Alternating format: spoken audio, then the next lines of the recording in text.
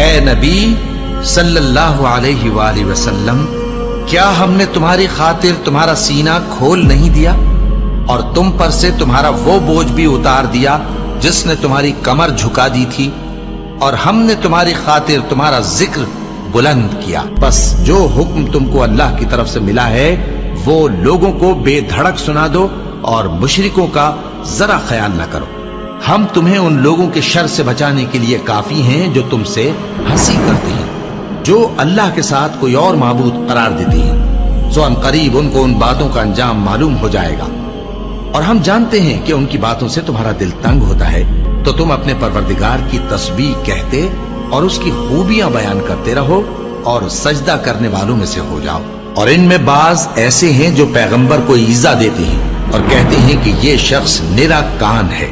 ان سے کہہ دو کہ وہ کان ہے تو تمہاری بھلائی کے لیے، وہ اللہ کا اور مومنوں کی بات کا یقین رکھتا ہے، اور جو لوگ تم میں ایمان لائے ہیں ان کے لیے رحمت ہے، اور جو لوگ اللہ کے رسول کو رنج پہنچاتے ہیں ان کے لیے عذاب علیم تیار ہے۔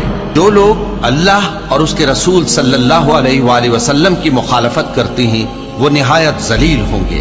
اللہ نے یہ بات لکھ دی ہے کہ میں اور میرے پیغمبر ضرور غالب رہیں گے، بے شک اللہ زور آور ہے، صاحب اقتدار ہے۔ تو ایسا خیال نہ کرنا کہ اللہ نے جو اپنے پیغمبروں سے وعدہ کیا ہے وہ اس کے خلاف کرے گا، بے شک اللہ زبردست ہے، بدلہ لینے والا ہے۔